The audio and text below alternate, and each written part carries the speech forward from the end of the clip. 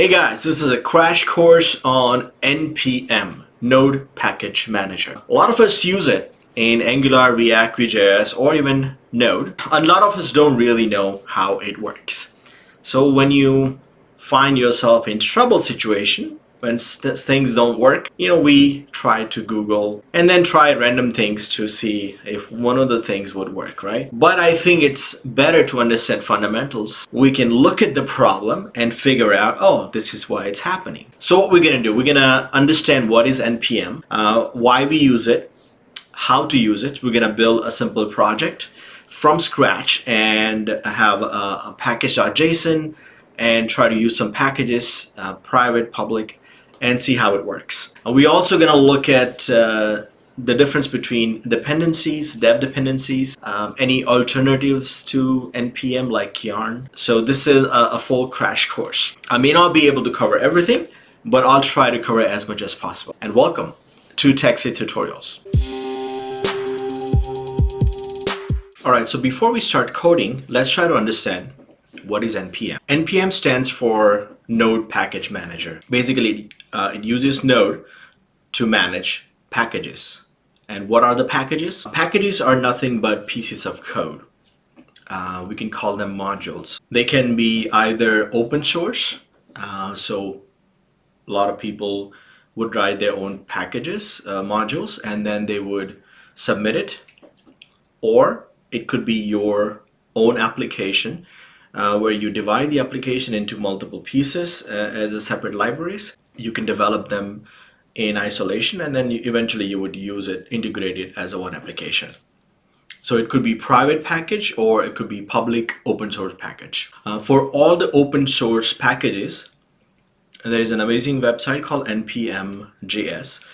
This is sort of like a registry for all these open packages. One of the package, very famous package I should say, is jQuery. And so if I look at it, you would see this, it's a public because it's showing you public here.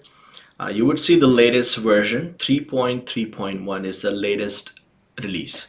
In order to find out more about the versions, which is very important, if you go to the GitHub side of jQuery, you would find releases, and here you would find that 3.3.1 and other releases. And if you look at the tags, you could see verified and verified. So you cannot just use any package. You have to use a specific version of it, and you need to find out a stable version so that it won't have any problem. Also, if you go down here, it shows you how to use it. The important part is here, dependencies. Currently shows no dependencies. Dependencies mean, does this package require some other package? So without that, you won't be able to use it. So that's called dependencies. The reason we have dependencies is if somebody has already developed some cool library, and if I'm developing something else that need that kind of functionality, why would I build my own? I can just use his functionality in my library, right? So that's why we have dependencies. So it seems like jQuery doesn't have any dependencies. However, it has lots of dependents. Dependents are people who rely on jQuery to be used in their projects, and there are quite a bit of them, right? So all of these libraries rely on jQuery as their dependencies. So this is the reason why we use NPM. Because of the version mess. You could be using one library that has 5 dependencies, and those 5 dependencies could have, each one can have 5 more dependencies, and then you would get this giant tree of dependencies, and then each library would have its own different version, and it becomes almost impossible to manage if you have to manually do it. So NPM, thank God, it manages all those stuff reasonably good. It has its own pitfalls, but it manages reasonably well. So let's build a project from scratch to use jQuery as a package and see how it really works. All right, so I'm in my VS Code here, and before even we start, we want to make sure that we have Node installed because otherwise we won't be able to do anything. So if I go and do npm.v, it should show me a version of npm install, which is 3.10.10. If I do node.v, I have 6.11. And you can just simply go to Node website and then download a version, stable version from there to get started. But what I like to do is, instead of using directly downloading from a Node site, I would rather use NVM. This is really cool. NVM is Node Version Manager. Oftentimes you have to use multiple versions of Node in your project. Not single project, but let's say if I'm working on an Angular project and a React project. React project requires 6.11 and Angular project require, let's say, 8.0, then it becomes easier if I use NVM. Because if I look at this way, if I do ls, nvm ls, it shows me that currently I have two versions installed, and for this folder, it's version 6.11.1, which I set it as a default because I have one project that requires a particular version. It also shows what are the stable version to use if you were to use, okay? And you can switch to 9 if you want to. All you have to do is nvm use 9.0 and it would switch the version to 9.0. And so it says now using 9, and which means it would be using Node Package Manager 5.5.1, because earlier it was using as we looked at it was using 3.10.10. Now it's using 5.5.1, and you can see it if I do npm-v, I would see 5.5.1. So this is really neat, and you can also install more versions here. You would just do npm install, nvm install, whichever version you like, and it will be installed here, and you can switch using nvm. All right, so let's create our project. I'm gonna call it, let's say make dir. I'm gonna call it npm-test. Okay, and I'm gonna cd into it. All right, so currently I have nothing. So let's create our first file. I'm gonna do index.html. We're gonna do it very simple project. The objective is to learn about NPM, not building a project on a web app or anything like that. And I'm also gonna create, let's say, source folder.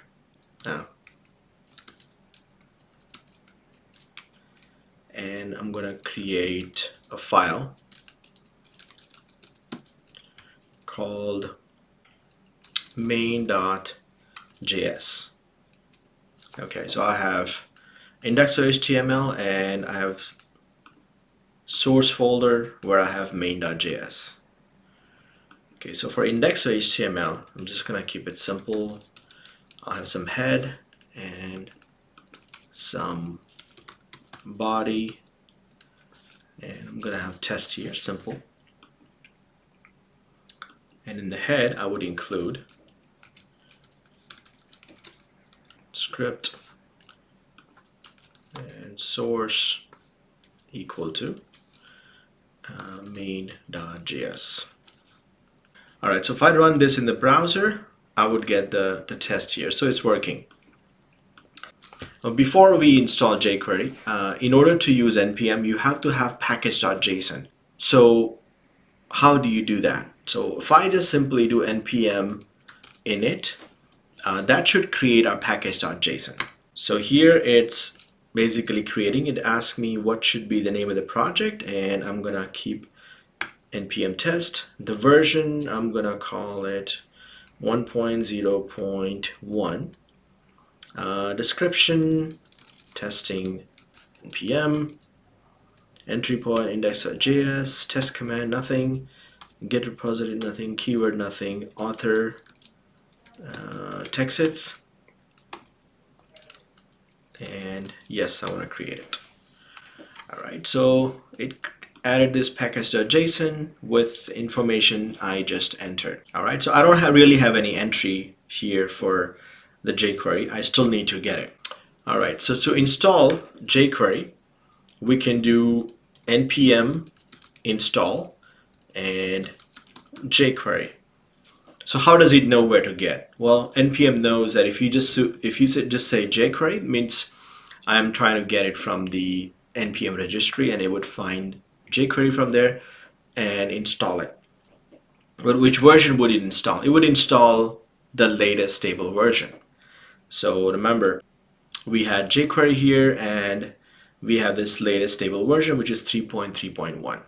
But I do not want to install that. I want to install this one, 3.3.0. Why? Because I want to show you how to do a different version. Okay, so here I'm going to do at 3.3.0. This is how you install a specific version. Then I would say -- save. This means create also entry inside the package.json. Okay, so it would install the jQuery 3.3.0 version, and it would create an entry here. So let's do it. Now this will take a few minutes because it would download jQuery from the server, and if it has any dependency, it would download those dependencies and it's their dependencies and all that stuff. So it takes some time. All right, so it's done. Can you see this giant chart? This is a dependency map. Remember, in the jQuery, it says there is no dependencies, right? Well, they lied. There are a bunch of dependencies. And this is a whole map, so they're showing a whole tree. And you would see one of the first one is called Archiver 3.0. There's an async 2.6 buffer, global, and all that stuff, right? So it has quite a bit of dependencies. And all of these is downloaded into a folder that it created called node modules. So it's always download everything into node modules. So if I open this, I would have all those files that were not there before. Well, there was not even a folder before. So as you can see, the archiver that we just looked at, right? It's here, and you would see the jQuery right here. So how do I know which dependencies that it needed to install? Well, if I look at the jQuery, it has its own package.json.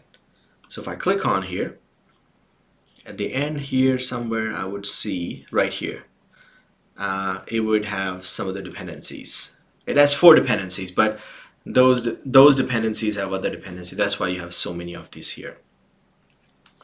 Okay. Also, you would see that inside our package.json in the project, it actually added this entry, jQuery 3.3.0. Now let's try to understand this.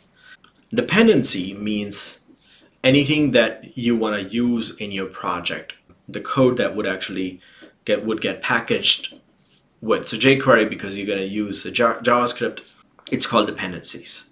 But let's say if you have some testing framework like Mocha or Jasmine or something, right? That doesn't get packaged with your code. You just test it while you're developing. After that, you don't need it, right?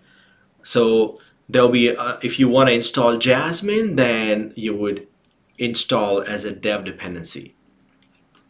So there will be another entry called dev dependencies. Usually the way you would do it, for example, I did here,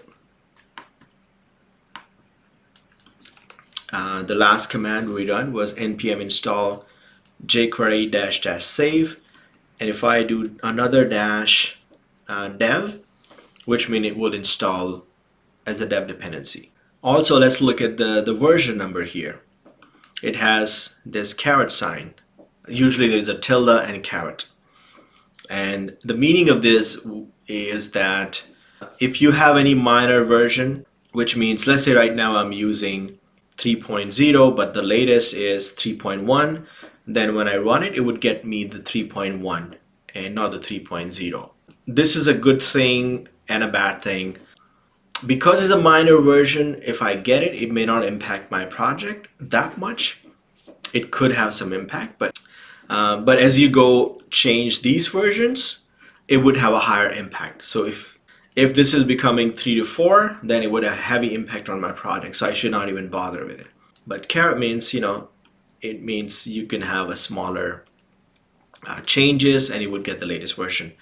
However, if I don't use caret here, which means get me the fixed version, 3.3.0, I don't care. And even if there's a 3.3.1 or 3.3.2 released, I don't want it. I want a fixed version. So this is what it means. All right, so how do I use this? Well, it's very simple. So I can create another script tag here, and inside I can say source equal to, and so where is my jQuery? So if I go to the jQuery library, I would have dist folder, and there is minimized version of it. So I'm just gonna use this. So here I would go node module slash jQuery slash dist slash jQuery dot min.js. Because I'm not using Babel or anything, otherwise I can import this jQuery on my project, but this is not the scope of this tutorial. So I'm just going to import it, the jQuery here. So now in the HTML, let's add a div, and we can call it click me, and I can have an ID equal to target or something. Okay, now I can use the jQuery syntax to use jQuery click event. So I have to use it in the main.js. So if I go to main.js, remember, if you use jQuery, there's a $sign function inside. You can do anything. So I would say $. I want to select that by ID. So the element we created has a target ID.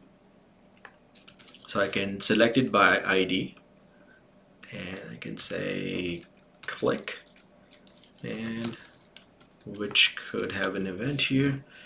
I'm just gonna say alert. Usually I should not use alert, but for fun, let's use alert.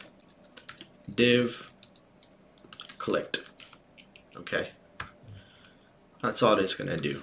So we would know if our jQuery is working or not. Now I have an issue. This should be actually source dot. Since we put it in the source folder, it should be source dot. So now if I click on here, it says div clicked. So it works. Let's say you don't want to use a script like this. I can really remove this, and I can import this inside the main.js. Now if I can use the latest import syntax, but let's use the older syntax, which is use require.js. So here I can say $ equal to require and jQuery. So how does this know that where this library is located? Whenever I use require jQuery, or I can use import, I have to do $ from jQuery like this. This would automatically figure out that I'm looking for this library inside my node module, and it would go it and it would find it. So you don't have to provide a path. It knows that it needs to get it from the node modules. Okay. I cannot use the import because I don't have Babel, but I can use require. However, it won't work because it doesn't have, it's missing one package, which is called, you need a require or browserify, whichever. So we're going to install it here. So let's install it, npm install browserify -g. So this one I'm installing. Now it's not going to install it here inside the package, but you can see here it's installing in the, it would install in a specific, since I'm using Node version 6.11, it would install for the specific Node version. There will be a bin folder and it would install it there. Lib folder and a node module, browserify.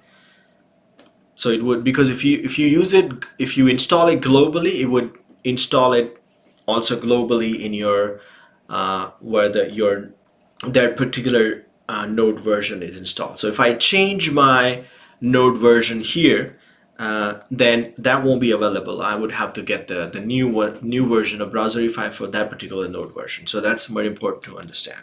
All right. So now what I want to do is, since there is no such thing as require in JavaScript, what it would do is I can use a browserify to actually bundle this, where it would bundle the main.js and it would create a bundle.js. So I can say browserify, then I have to provide where my main.js is located. I can say -o bundle.js. Now, did I made a spelling mistake? Browserify typo. All right, so it creates a bundle file inside the source. So I can delete this one. Right. So if I look at the bundle.js, it basically mixed everything in my file and the main and all the features inside. Okay, so I don't really have to worry about it. If you use Angular, React, all those, you will see it actually bundles everything in the end. So I don't really have to use main here. I can just use bundle.js. All right, and then if I now reflection click, my code still works. Okay, even though an index.html, I don't have any jQuery reference anywhere. Okay, so now let's look at some alternatives of NPM. NPM version, I think before 8, it had some issues. Sometimes when it does all this dependency map, it used to mess it up, and then you have to clean it up. So let's say if I want to redo it, I have to delete the node modules packet, and then I have to redo npm install. And when I do npm install, it would just go through my package.json and it would find out all the dependency and load it again and then create the new dependency map, which is kind of a hassle.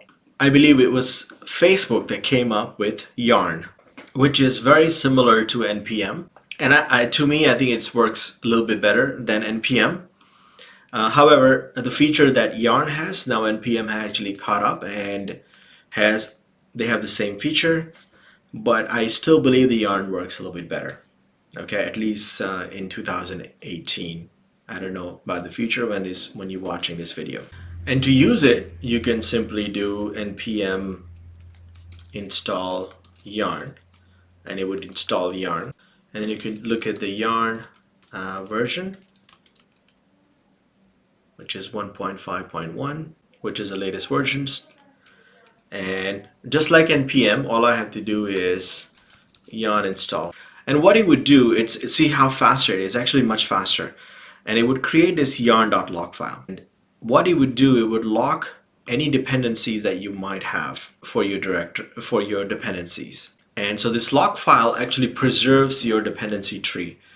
And so anytime you want to change something, you have to there's an update command that you just run, yarn upgrade specific version, and it would upgrade it. So it's much better than NPM, I feel. NPM messes up many times and you have no idea what's going on. And I might create a whole new tutorial on Yarn as well next time. All right, so I hope you learned something from this tutorial, and if you did, please like, subscribe, and provide a nice comment. And you can also support the channel via Patreon. I'll provide a link here. And you can also translate this video to your native language. I'll provide the detail in the description. And thank you.